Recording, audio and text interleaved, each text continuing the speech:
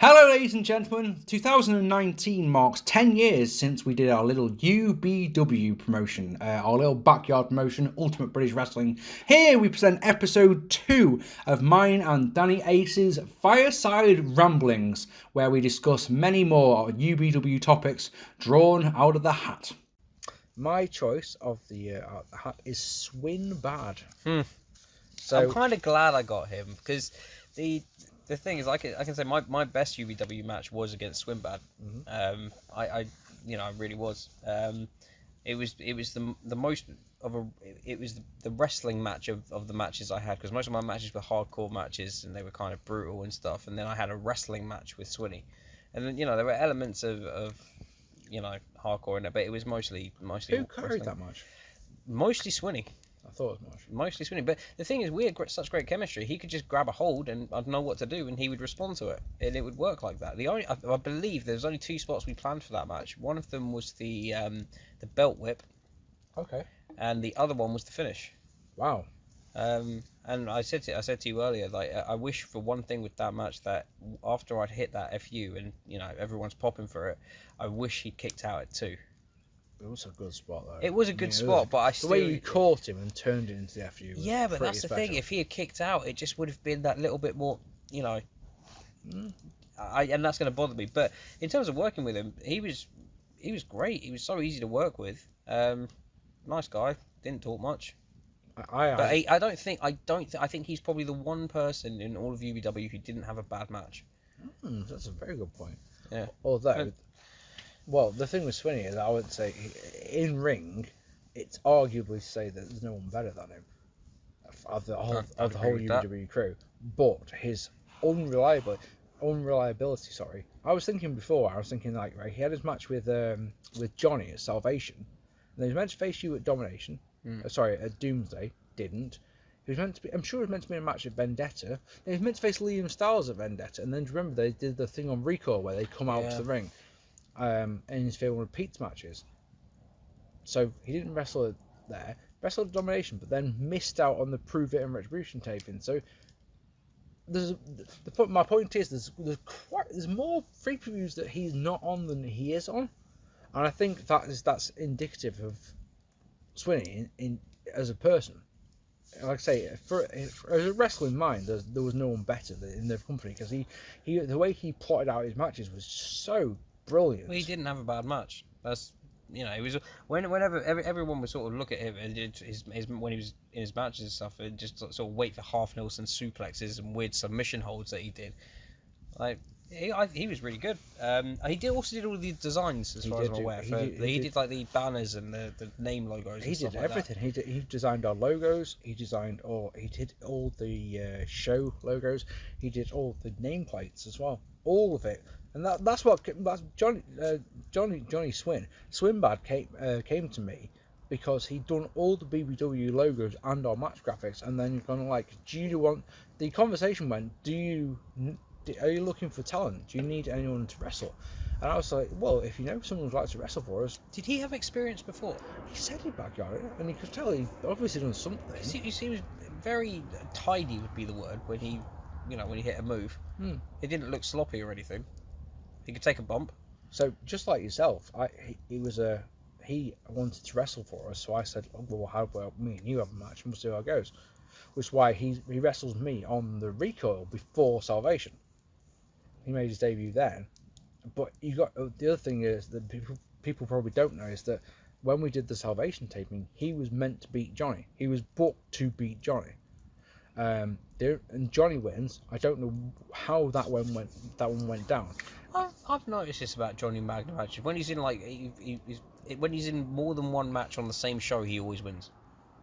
Oh, I have to look into that, because I don't know if I guess so. You got that match, and then he was in the Fatal 4-Way. You've got his match at Domination. The 3-way, he wins triple threat, and then he goes on to face you. I think that's the only 2 examples, but it's still 100% ratio. See, he was meant to win at Salvation. Swinny was, and didn't. So we turned it into a whoever wins this match gets into the main event. That's it, yeah. That's how we did it in the end. Which, I suppose that makes sense. Didn't wrestle at Doomsday. Didn't wrestle at Vendetta. Well, it was he was meant, like I say, he was meant to face you at Doomsday and didn't. I don't remember why. I just can't remember. Because you interfere in Dave's match at Doomsday, but you, like I say, you were meant to have a one-on-one match then, but you didn't. I don't think he was there. I'm sure he was at Doomsday taping. He just did something with, I don't know, I can't remember. It was a long time ago. It was. Moving on. You'll like this one. Weapon use. Oh God. So, one could say that we use weapons in UBW to make up for a lack of talent. I know that on my count, that was a definite case. I'm not the most skilled technical wrestler, but I tell you what I can do. I can swing a wet floor sign with the best of them, or a Jack Daniels sign of doom, and try and make it either funny or entertaining. I don't remember you ever throwing a wet floor sign. I remember you getting hit with one. Yeah, fair point. That's when I said it, it's like, hang on, did I ever use one? No. But my Jack Daniels sign of doom. Oh yeah, that one. Yeah, that was the one that made people smile a great deal, which is really good. When was the first time you guys used thumbtacks?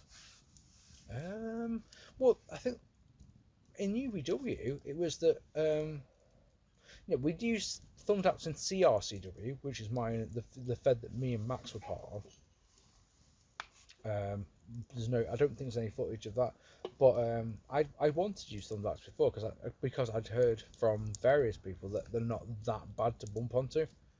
So when we did the Vendetta match, it was me and Max. That, as far as I know, that's the first thumbtack use that I knew of. But then you've got to remember that we filmed off match first. Because I'd said to Max that the day of him, like, if we do a match, then it's done. But they were used in all 3 matches that day. Well, that's the thing. So the lucky thing is from that point of view, if you watch the show, right, you have the Lion versus Liam Styles match. Fuck it off, whatever. Right, so you have Insana versus Magnum. We'll probably could talk about Vendetta in a second, but fuck it. No, we don't have to. We have Insana versus Magnum. Thumbtacks are used, right? And we have Danny Ace versus Extreme Dave. Thumbtacks are used. And then you have Cham Pain versus Max Carnage, and thumbtacks are used. The lucky thing is that I had taken some gold thumbtacks that I want to use in our match, because it's the main event. We should have gold ones. So when those 2 matches go on before us and we have our match on commentary, Sir Arthur Hayes, e.g. me, is able to say, well, we're using gold look, Cham Pain is using gold thumbtacks in this one because it's a championship match. And everyone's like, oh, thank fuck, I use those. If you watch most of our shows, they don't actually have that much weapon use on them. Our matches always did. Always the main event seems to have weapons in it. Yeah, that's a very good point. I'll give that. That's just, I'm in there a lot. Because there weren't a lot used, if you think about it. But when we did use it, when we knew that it was going to be, like, for example, the Addiction main event. Yeah, well said. Yeah, that's a good one. 80% of it is weapon use. Yeah, that's fair. And then you've got matches that happen with, and whereas me as Sir Arthur Hayes on commentary, I make a point of saying, look, there was no weapon use in this one because 9 times... I can't remember what the match was now, but I said that there was no weapons used in this match whatsoever, and then after the 3's gone down, there's fucking there's loads of weapon spots. I was like, oh, come on, I was just fucking putting you guys over because of the lack of weapon use, you pricks. But you and me always used weapons. We had spots that were solely involving weapons. That's true. Even and not like necessarily like physical weapons like chairs and stuff, but things like the Jack Daniels spit in the face, things like that. That's a great one. But then there's ones that I can think of that were so out of the blue, like the Salvation 4-way, for example, where I picked up that Jack Daniels sign, and I hit Johnny and Dave as hard as I fucking can with the Jack Daniels sign. Look at this now! Oh, fuck! The sound, the sickening contact of metal on bone as he hits all 3 men. Goes for a cover on Dave, only gets 2. What next? He goes for a cover on Magnum, only gets 2 out of that. Next, goes for a cover on Carnage, why not? And that one gets 2. Good lord! But the noise that they made was really great. I think I use weapons in pretty much every match. In fact, I was going to say I use weapons in every match I do. But there are matches where to camera, I go, do you know what's missing from this match? Weapons, of course. Yeah. And then because I've run out of spot ideas or Something like I mean, I think, you know, we used tables correctly. Well, they weren't in every match. Ladder use, I mean, there were a lot of ladders used, obviously, because we didn't have turnbuckles, so we had ladders in each corner. that. That's great. If I say so myself. But yeah, I mean, we didn't overdo it, I don't think. No, that's a really great point. We had a lot of weapon shots, don't get me wrong, but we had the rule, which is that weapons, anything goes, but we didn't take the mickey out of it. No, because we could have just been like, our whole match is a weapon shot. I like to think that one of the great things that UBW has got going for it is that our matches told stories, and if there was weapons used in the matches, then it made sense in the storyline. but that's again, like, and you've told me this in the past, like, one of the things that made UBW different is a lot of backyard feds fixate on weapon use. Absolutely, yeah. And we didn't do that. No. So, I wanted, it's one of the things that me and Pete had issues on, because Pete wanted to be a traditional backyard fed when it was BBW, and I said I don't want that, because I want technical wrestling where we've got relaxed rules. So if you want to use your weapons, you do it, but I want technical wrestling. I want you to be able to see, I want the fans watching to be able to see that we've all got wrestling skills. you could have called yourselves RRW, Relaxed Rules Wrestling. Like, there's something there, I think, you know, you could trademark that. Oh, bad idea. RRW. RRW, Relaxed Rules Wrestling. What should we talk about? Oh, Salvation. That's an interesting one for me, because that was my first time attending a taping. So that was like the first time I was ever present for a UBW show. So I wasn't on the card, obviously, because I wrestled on the record that came after, but I went to obviously see the show as it was being taped, and that was like my first experience of it. Yeah, I remember it being a good show. I remember the main event was like probably the most talked about main event that UBW had, because of everything that went on in it. But I remember the rest of the show was alright. If I'm right in saying it was Magnum Swin, and it was Executioner Pete, or was that on a different show? Was that Doomsday? We had a Liam Styles Open Challenge. Oh yeah, that's the one. Yeah, I'll let you take it from there.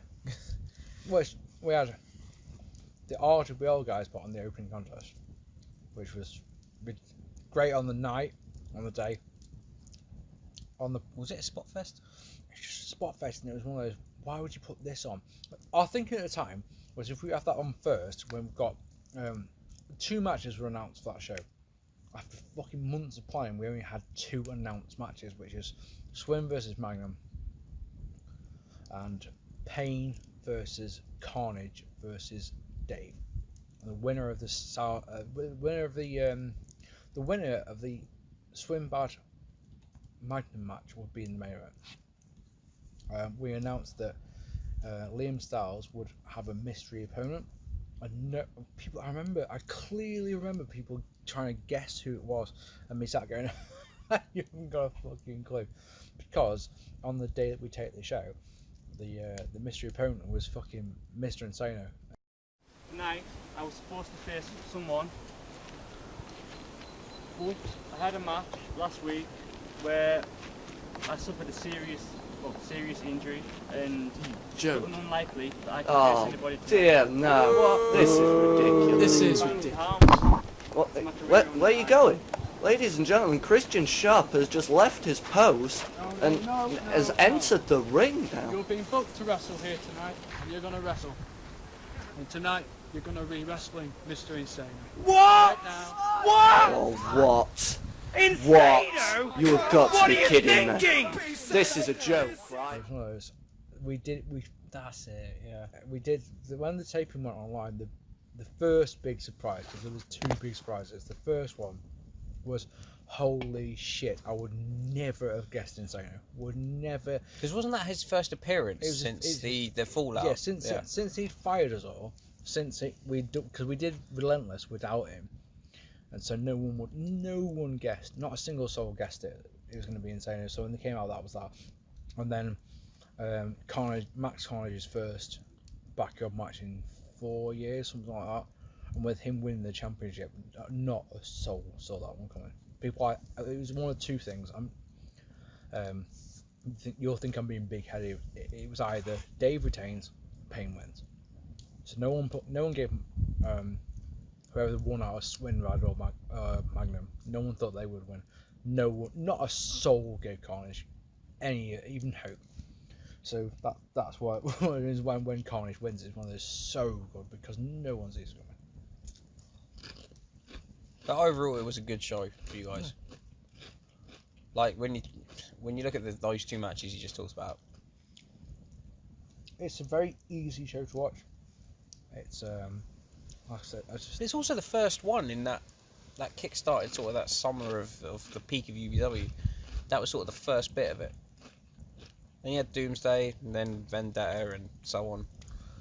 But that was like the first one. Like when you think about the first UBW free preview, as you call it, then we had 3 months between Relentless and Salvation. So we had, even though we had the card change almost week to week because it was originally meant to be Liam Styles versus Extreme Dave and Cham Pain versus Johnny Magnum, because Cham Pain had attacked Johnny Magnum after Relentless at this railway station, and it kind of made sense for Liam Styles to face Extreme Dave. Then Liam Styles decided he didn't want to be in the show. We decided at that point it's going to be a 3-way match: Pain versus Carnage versus Magnum. Whoever wins gets gets to face the champion. And then it became oh, for fuck's sake, we'll just do a 4-way, and that way if we do it like that, no one will see Carnage winning. And that finish went back and forth until I had the idea, like, why doesn't Carnage roll Magnum up? Because that way that Dave isn't involved in the finish, and that makes sense going forward, because that way we can do Dave saying, look, you won the match but you didn't fucking pin me. Yeah, I won my title shot at Doomsday. So it led into it beautifully. I don't think anyone watching it thought Carnage would win that match. Didn't that show also get you the most views? 20,000 views also, before it got pulled down for adults fighting because haters flagged it. But yeah, 20,000. Who flagged it? I don't know. I never got told.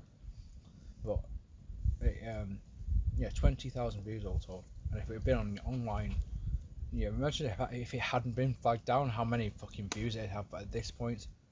Man, it was yeah. Well, from top to bottom, from the first minute to the last, it's a really enjoyable watch, I think, Salvation is. So there we have it. Thank you so much for listening to our little ramblings once again. I hope you enjoyed these. Please let us know in the comments down below if you're enjoying these. There are many, many more to come. We taped for a long, long time around the fire that evening. Join us again soon for episode 3.